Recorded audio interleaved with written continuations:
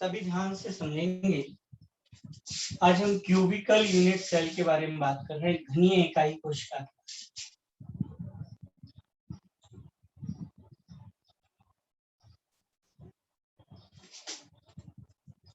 इसके लिए हम क्या करें, सबसे पहले एक क्यूब बना लेते हैं।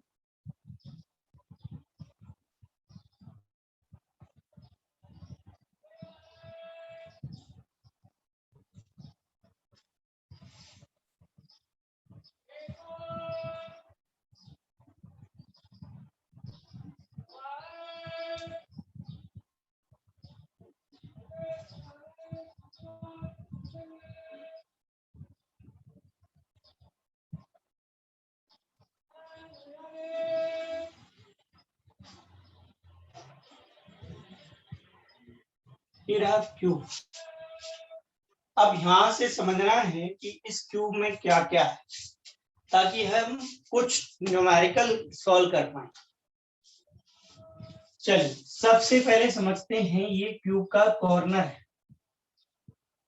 ठीक है, कोई गलती नहीं करेगा आज के बाद, ये दिमाग में। कोई भी प्रॉब्लम होगी तो हम उसको क्वेश्चंस लेंगे, यहाँ भी प्रॉब्लम है।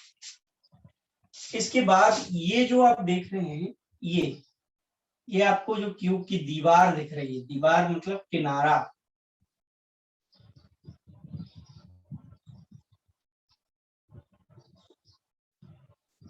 एज बोलते हैं इसे। और ये जो दिख रहा है सेंटर है एज का, तो इसे किनारे का केंद्र या एज सेंटर भी कहते हैं।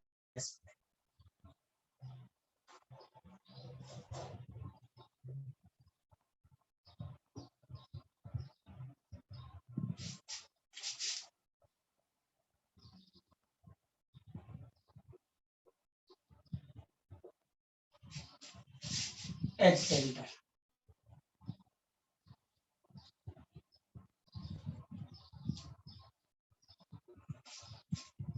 इसके बाद ये जो फ्लोर देख रहे हैं हम,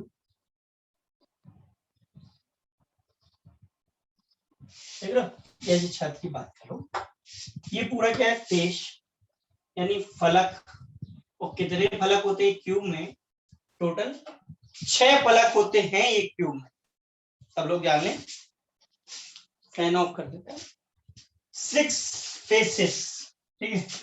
और ये है फेस का सेंटर, इसे कहते हैं फलक केंद्र। जैसे किनारा केंद्र है, फलक केंद्र इंग्लिश में कह देंगे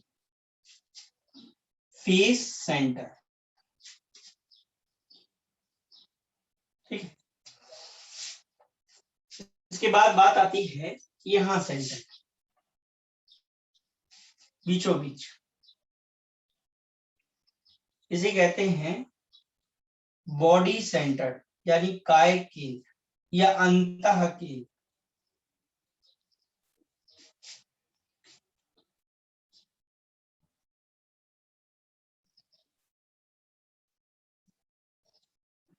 और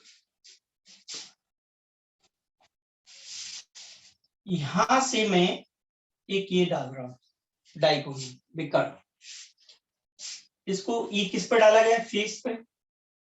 इसको कहते हैं फलक विकर्ण यानी फेस डायगोनल। ठीक है, फेस डायगोनल।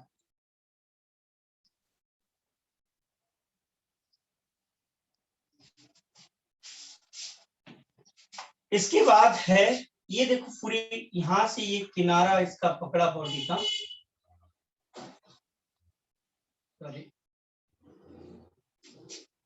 ये पूरी बॉडी में डाल दिया विकर्ण, तो इसको कहेंगे बॉडी डायगोनल यानी काय विकर्ण या अंतः विकर्ण। ठीक है, बॉडी डायगोनल।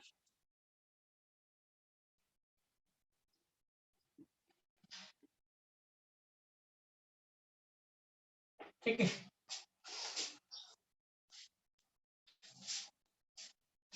अब ध्यान सुनिएगा, इसको हिंदी में आप काय विकर्ण या अंतः, अंत मतलब अंदर वाला, इंद्र वाला विकर्ण, ठीक है।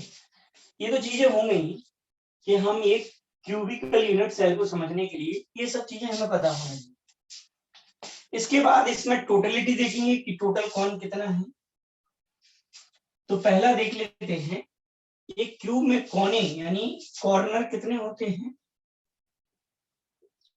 8। फिर उसके बाद फेस सेंटर की बात आती है, तो फेस सेंटर यानी फलक केंद्र कितने होते हैं, 6। इसके बाद आती है बात किनारों की, एज या एज सेंटर कह लो, तो जितने किनारे होंगे उतने सेंटर होंगे। एक किनारा 2, 3, 4, 5, 6 और अंदर चले आओ तो 7, 8, ठीक है, ये 9, ये 10, ठीक है, और इसके ये 11 और ये 12, टोटल कितने हो गए 12। एज सेंटर कितने हैं 12। अब बात आती है इसके बाद कि भाई जो एटम्स होते हैं जिनको हम अवयवी कण कहते हैं, जो यहाँ क्यूबिकल यूनिट सेल में होते हैं घनीय इकाई कोशिका, उनका प्रति इकाई कोशिका में कंट्रीब्यूशन क्या होता है, ठीक है। प्रति इकाई कोशिका में परमाणुओं की संख्या भी, प्रभावी परमाणुओं की संख्या जब कैलकुलेट करते हैं तो इसके लिए कंट्रीब्यूशन क्या पता होना चाहिए। तो परमाणुओं की, ध्यान से देखना, परमाणुओं की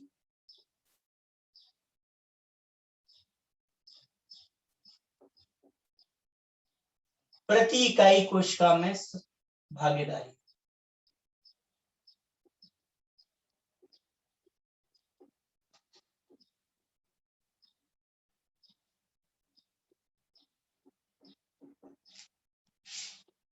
यानी contribution of atoms in per unit cell, per unit cell में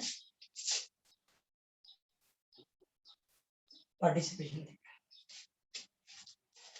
अब बात करते हैं सबसे पहले इसकी कॉर्नर पर जो एटम है, यहां अगर मैं कह दूं कॉर्नर, कॉर्नर मतलब समझ गए, कोने पर, कॉर्नर पर उपस्थित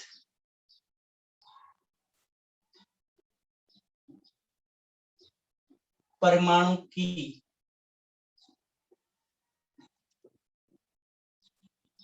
प्रति इकाई कोशिका में भागीदारी,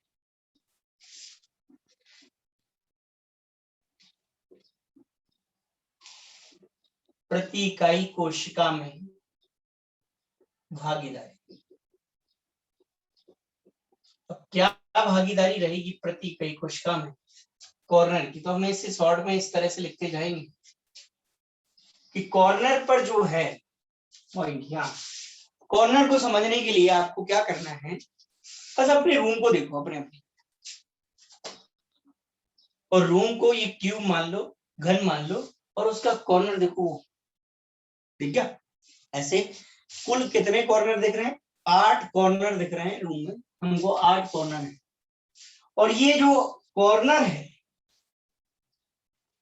वो आपके रूम में तो है ही, इसके अलावा पीछे के रूम में भी है, क्योंकि वो कॉर्नर पे एक एटम रखा है मान लो, और वो एटम कहाँ, इसमें भी आ रहा है रूम में और पीछे के रूम में भी आ रहा है। कुछ इस तरह से देखिए, जैसे अब यहाँ पर मैं 2D में दिखाना पड़ेगा आपको, आप अपने कॉर्नर पर देखोगे ज्यादा अच्छे समझ आएगा। ये एटम रखा है इस कॉर्नर पर, तो इसके पीछे वाले रूम में भी ये आ रहा है, ये भी मैंने छत वाले कॉर्नर पर रखा है, ठीक है, हाँ ध्यान से। तो ये आ रहा है यहाँ। इसके अलावा अगर इसके बगल में भी एक रूम बना हो यहाँ बगल में, तो ये जो छत वाला है एटम, छत के कॉर्नर वाला, वो यहाँ भी आएगा, ठीक है, समझ लो। और इसके पीछे, ये जो इसके पास में जो रूम बना है, इसके पीछे अगर एक और रूम बना हो, तो ये जो एटम है वो आपका इधर भी आ जाएगा। ठीक है, तो इसका मतलब कहाँ पहुंच गया, 4 के कंट्रीब्यूशन में पहुंच गया, 4 में भागीदारी कर। अब ये कहाँ है, छत में, तो इसके ऊपर अगला फ्लोर बनाते हैं, अगर इसके ऊपर अगला फ्लोर बना देते तो क्या होता। देखो अगर इसके ऊपर हम अगला फ्लोर बनाए,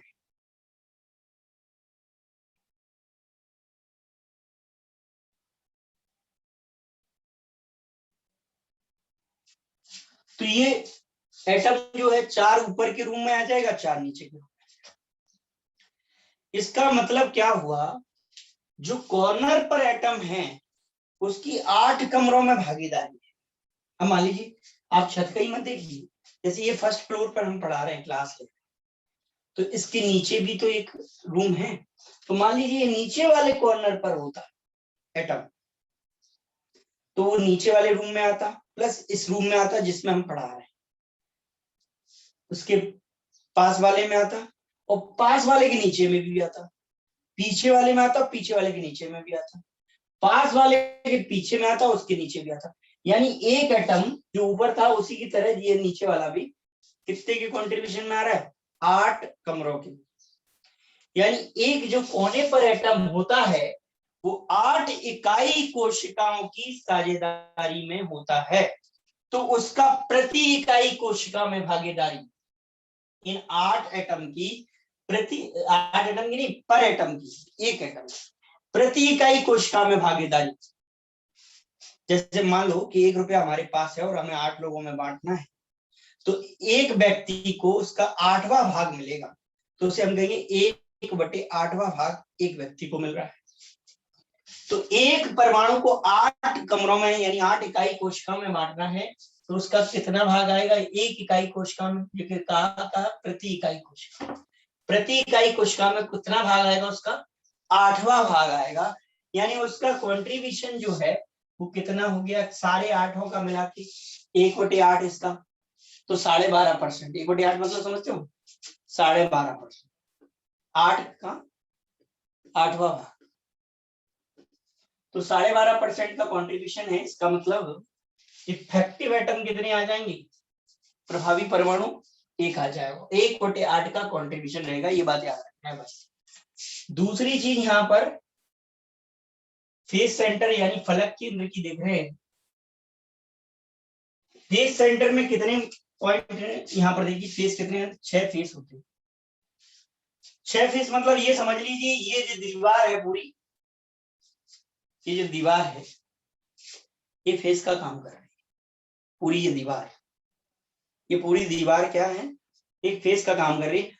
और ये एटम लेकर जब ये दीवार बना रहे थे तो एक एटम लेकर इसके बीचों बीच रख दिया,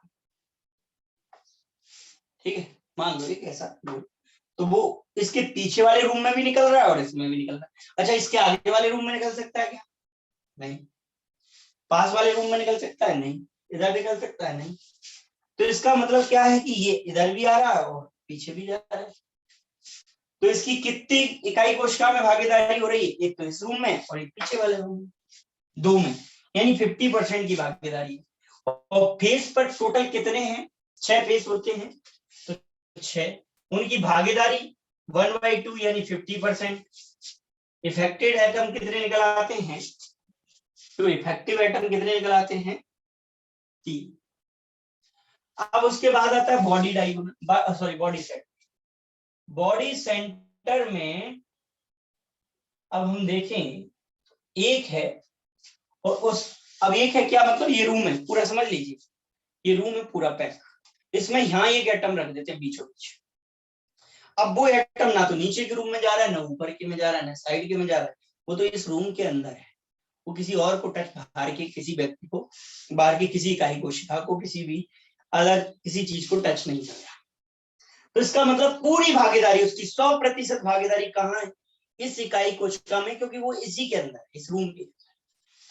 तो एक है उसका 100%, यानी इसका हम लिख दें अगर, तो 12.5% ये हो गई इसकी कंट्रीब्यूशन, और इसकी जो कंट्रीब्यूशन है वो हो गई आपकी कितनी, 50%, और इसकी जो कंट्रीब्यूशन है वो हो गई आपकी 100%। ठीक है, अब बात आता है एज सेंटर यानी किनारा केंद्र वाली। एज सेंटर की क्या कंट्रीब्यूशन होगी वो भी हम देख लेते हैं। अब ये कहाँ है, ये यहाँ है, चेक करिए। जैसे मैं यहाँ पर एक आपको एक क्यूब और बनाकर दे रहा हूँ, जिसे आपको और अच्छे से समझ आ जाएगा।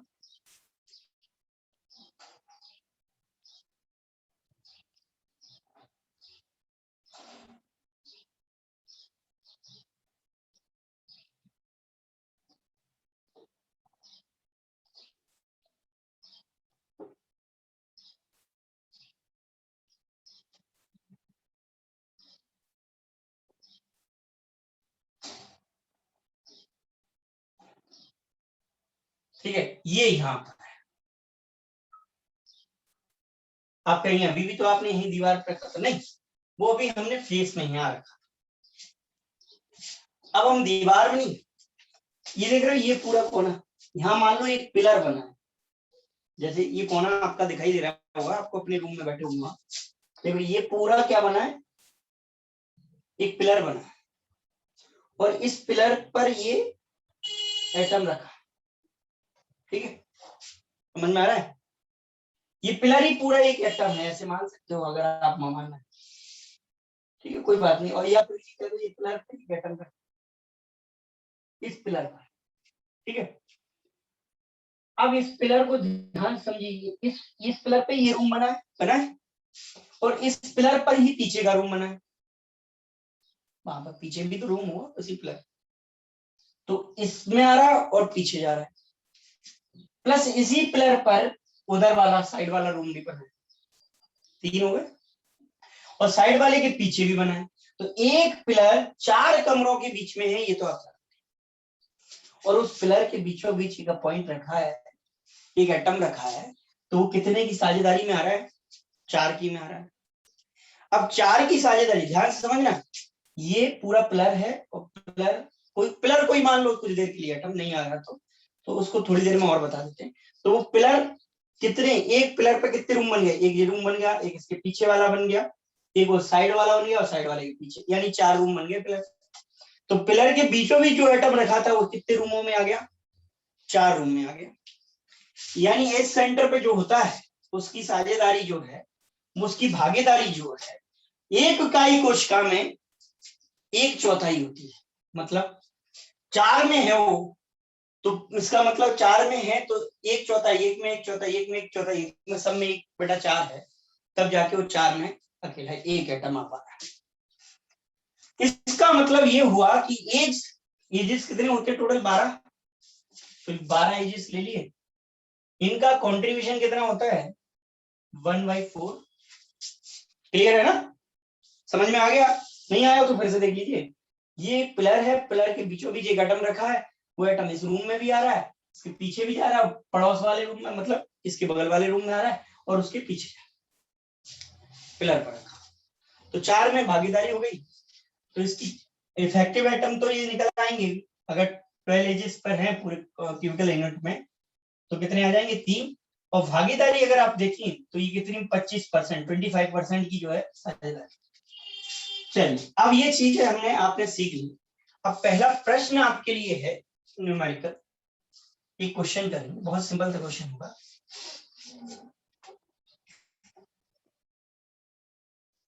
यदि एक इकाई कोशिका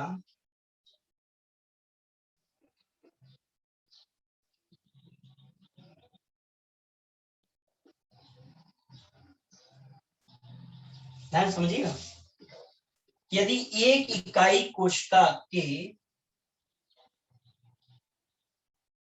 एक इकाई कोशिका में ये परमाणु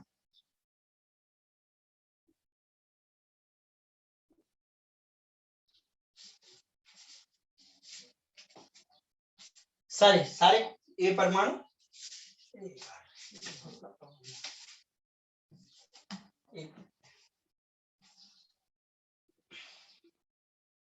चलो देख क्या होगा, काम चल जाएगा।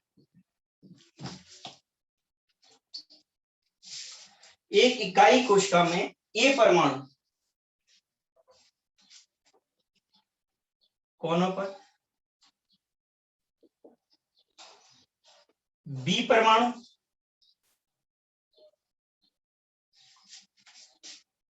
फलक केंद्र पर,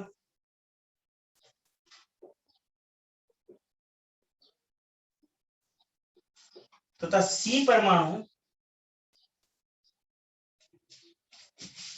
किनारों के केंद्र पर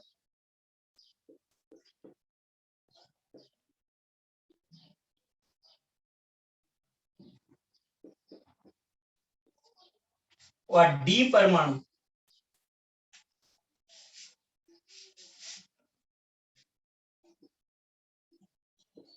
अंतः केंद्र मतलब काय केंद्र में उपस्थित हो,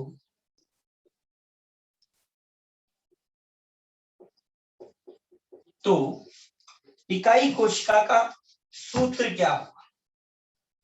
तो उस इकाई कोशिका का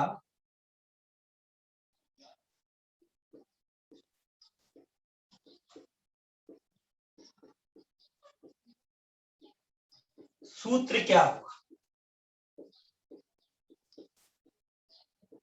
ध्यान से समझिए। अब उस इकाई कोशिका का सूत्र जानना चाहते हैं।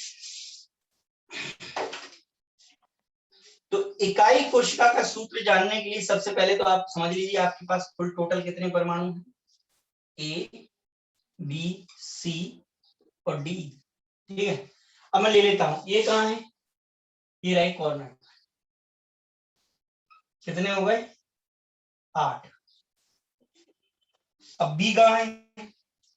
ये हो गए फेस के सेंटर, ये ब्लू वाले देखते जाइए, 6 फेसेस होते हैं। अच्छा, और बाकी कहां है? एजेस के सेंटर में कितने होंगे? 2, 3, 4, 5, 6, 7, 8, 9, 10, 11। समझ गए? तो ये टोटल कितने होंगे? 12। और एक कहां है? एक बॉडी के बिल्कुल सेंटर में, बीचों बीच। ठीक है, ये कंडीशन। अब आपको बोला, अब ये कितने हैं टोटल देखिए, ये कितने हैं? 8, बी कितने हैं? 6, ये कितने हैं? 12, और ये कितने? 1। समझ आ रहा है? अच्छा, कंट्रीब्यूशन क्या है? चलो कोई बात, राइट आ गया। एक मिनट में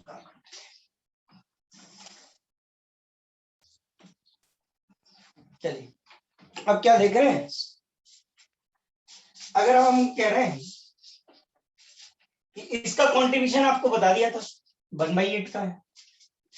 ठीक है, इसका 1/8 का कंट्रीब्यूशन ले लिया। इफेक्टिव एटम कितने आ जाएंगे देखते जाना ध्यान से। और इसका कंट्रीब्यूशन कितना है? 1/2। इसका कंट्रीब्यूशन कितना है? 1/4। और ये, तो ये कितने आ गए? 1।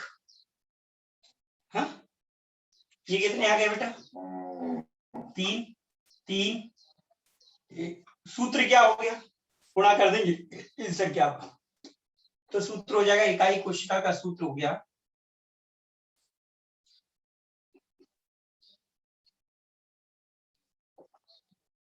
इकाई कोशिका का सूत्र हो जाएगा आपका A1, B3, C3 और D। क्लियर है?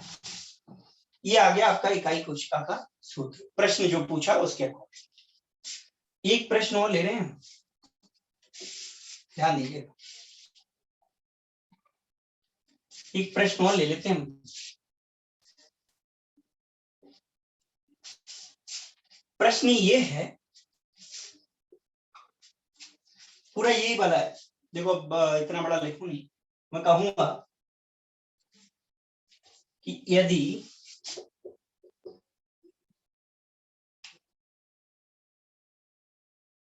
एक इकाई कोशिका से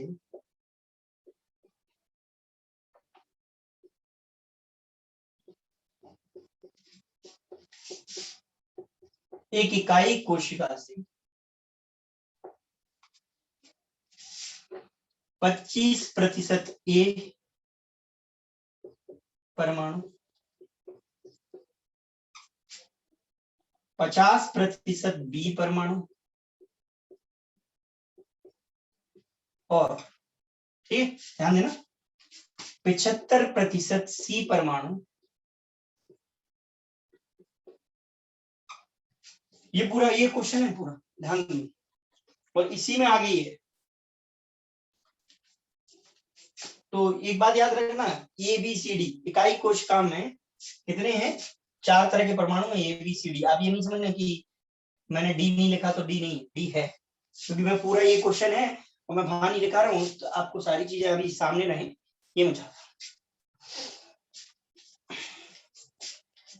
अब आपने ये देख लिया कि यदि एक इकाई कोशिका से 25% ये वाली इकाई कोशिका है, ये परमाणु 50% बी और 75% सी परमाणु को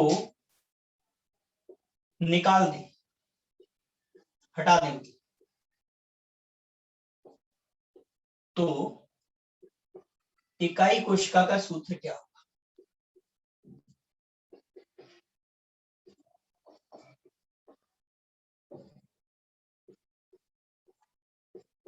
ठीक है नहीं, चलिए देखते हैं, ध्यान समझना। अब आपके पास 4 परमाणु थे, ये कितने थे टोटल, ये कहाँ है कॉर्नर पर, ध्यान समझना, ये कौन है ए, ये कौन है बी, ये कौन है सी और ये कौन है डी। तो ए कितने निकाल दिए आपने 25%, ये टोटल कितने थे 8, 8 का 25% कितना होता है 2, 2 चौक 8, 2 का 4 बार करोगे तो 25 25 25 25 चौक 100, 2 में 4 8 में से 2 हटा दोगे कितना बचेगा 6, या पहले एक सबका लेंगे, बी कितना है, बी टोटल थे 6 में से कितना निकाल दे 50% यानी 3, और डी कितने सॉरी सी कितने थे 12, 12 में से कितना निकालना है 75% मतलब 9, ठीक है 3 चौक 12, 4 करेंगे अगर तो 3 3 कितना हो गया 25%, फिर 3 कितना हो गया फिर 25%, ऐसे 3 3 कितने बार लिख लिए 4 बार, ठीक है। अब 4 बार में से आपने क्या किया 3 बार के हटा दिए, यानी 75% हटा दिया, आपके पास कितना बचा 3, समझ आया, और डी में से कुछ नहीं हटाया, ठीक है। ये कितना आ गया आपका 6, ये कितना आ गया आपका 3, ये कितना आ गया आपका 3 और 1। अब कंट्रीब्यूशन याद कर लो इसका कंट्रीब्यूशन है 1/8, इसका कंट्रीब्यूशन है 1/2, का कंट्रीब्यूशन है 1/4, ये पूरा है, ठीक है। अब कंट्रीब्यूशन तो बता दिया, तो बस अब आसानी से बता देंगे। अब देखिए ये कितना हो गया, ये हो गया 6/8, इसको और सिंपलर कर देंगे अगर तो ये जाएगा 3 और ये 4, समझ में आ रहा है ना। 6/8 को सिंपलर करेंगे ये कितना हो जाएगा 3/4, समझ आ रहा है, तो ये हो जाएगा 3/4, तो बी कितना हो जाएगा 3/2, ठीक है। सी कितना हो जाएगा 3/4 और डी कितना हो जाएगा 1। ये आ गया आपका फॉर्मूला ऑफ यूनिट सेल। अगर मुझे इसका क्रिस्टल का पूरे का फॉर्मूला निकालना होता है ठोस का सॉलिड का, तो मैं इसको सिंपलर कैसे बना सकता हूँ, 4 से मल्टीप्लाई कर दूं इसको, देखो 4 से मल्टीप्लाई हो रहा है, अगर मैं इसको 4 से मल्टीप्लाई करूं तो ये क्या बचेगा A3, समझ आ रहा है, ये क्या बचेगा बोलो, हाँ नहीं आ रहा, ये बताना पड़ेगा ना, क्या बचेगा 6, ठीक है, और इसको भी कर दो तो B C3 और D 4। लेकिन ये इकाई कोशिका का फॉर्मूला नहीं, इकाई कोशिका का ही, ये पूरे क्रिस्टल का फॉर्मूला। अच्छा इसको और सिंपलर कर सकते हैं हम क्या, नहीं कर सकता, 3 6 4 ये तीनों यूनिट एक ही से सिंपलर नहीं होगा। तो ये इकाई कोशिका, ये क्रिस्टल का पूरे ठोस का फॉर्मूला आ गया, ये उसकी इकाई कोशिका का आ गया। और इस तरह से हम सॉल्व कर सकते हैं। आगे और भी मैं बता रहा हूँ। चलिए आप ये नोट कर ले। हो गया नोट? हो गया होगा। तो मैं ये क्वेश्चन और ले रहा हूँ, ध्यान दीजिए। हो गया ना नोट? चलिए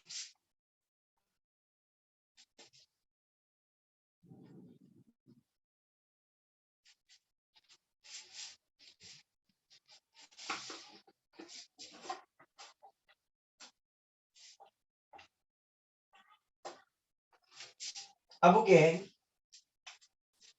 यदि इकाई कोशिका यानी यूनिट सेल का,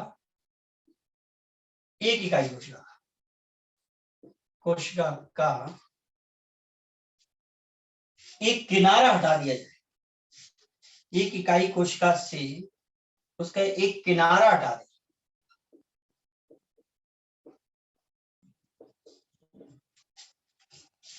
तो इकाई कोशिका का सूत्र क्या?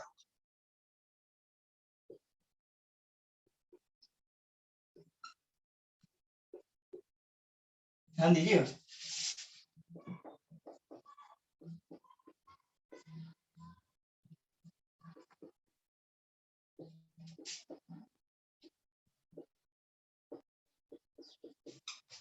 चलिए ध्यान दीजिएगा। अब देखो ये इकाई कोशिका पूरी है, इसमें से किनारा हटा रही है। किनारा कहाँ है? दिख रहा है किनारा? किनारा मतलब ये पूरी दीवार, ठीक है। ये पूरा हटा रहा हूं मैं यहाँ से, ये समझ गया? अब देखो हटाया तो ए जो कि कितने थे? 8, कितने बचे? देखो दो किनारा हटाने से दो कोने गायब हो गए, दो कॉर्नर। तो 8 कितने बचे? 8 माइनस 2। और बी कितने बचे? बी देखो, बी में कोई चेंज नहीं आया, 6 माइनस 0, राइट। किनारा हटाने से ये तो नहीं गया, ठीक है। और अच्छा, अब इसके बाद सी कितने बचे? सी 12 थे, 12 में से कितना माइनस हो गया? 1, ठीक है। और डी क्या है? डी कुछ नहीं, डी 1 माइनस 0। तो ये आपके पास आ जाएगा 6 11, ध्यान देना, और 1। कॉन्ट्रीब्यूशन सब जानते हैं आप, 1/8, 1/2, 1/4, और ये पूरा है। अब इसी तरह का एक क्वेश्चन और होता है, मान लीजिए ये क्वेश्चन होता है कि अब आपसे वो कहता है कि इकाई कोशिका, खत्म, एक पूरा फेस हटा देना। अब पूरा फेस हटाएंगे, देखो ये पूरा, तो उसका सूत्र बोले, तो उसका सूत्र निकाल दीजिए। तो आप कैसे निकालेंगे? ध्यान से समझिएगा, बहुत इंपॉर्टेंट है। एक बार समझ में आ गया तो कुछ भी नहीं, बहुत सिंपल है, बहुत सिंपल है। तो ये कितने थे आपके? 8। आपने पूरा एक फलक हटा दिया। अगला क्वेश्चन है ये थर्ड क्वेश्चन है। ये था एक, सेकंड, और फर्स्ट हमने हटा दिया, सॉरी माइनस। कितने हटा रहे हैं? देखो किनारे यानी कॉर्नर कितने हट गए? 1 2 3 4, समझ आ रहा है? 4। बी कितना है? 1 2 3 4, नहीं बी नहीं है, बी तो ये है फेस वाला, ध्यान समझना। बी कौन है? फेस वाला। देखो मैंने यहां लिख रखा है, ये बी है और ये सी और ये डी। बी कितने हटे? 1, मजा आया? बी मैंने कितने हटा दिए? 1 हटा दिया, सॉरी। तो कितना बच गया? 5। और इसके बाद है सी कितना हटा दिया? सी थे 12, 12 में से कितने हट गए? 1 2 3 4, कितने बच गए? 8। और डी वही है, डी नहीं हटा ना, देखो डी तो सेंटर में, 1 माइनस 0। अब आप इसको लेकर इनके कंट्रीब्यूशन याद रखेंगे, 1/8, 1/2, 1/4 और ये पूरा, और इसको काट लेंगे, 2 2 4 4 8, फिर 1 से 1/4, तो इस तरह से इसका भी आ जाएगा। ठीक है, निकाल लेंगे आप। इस तरह से आप इनके फॉर्मूले निकाल सकते हैं।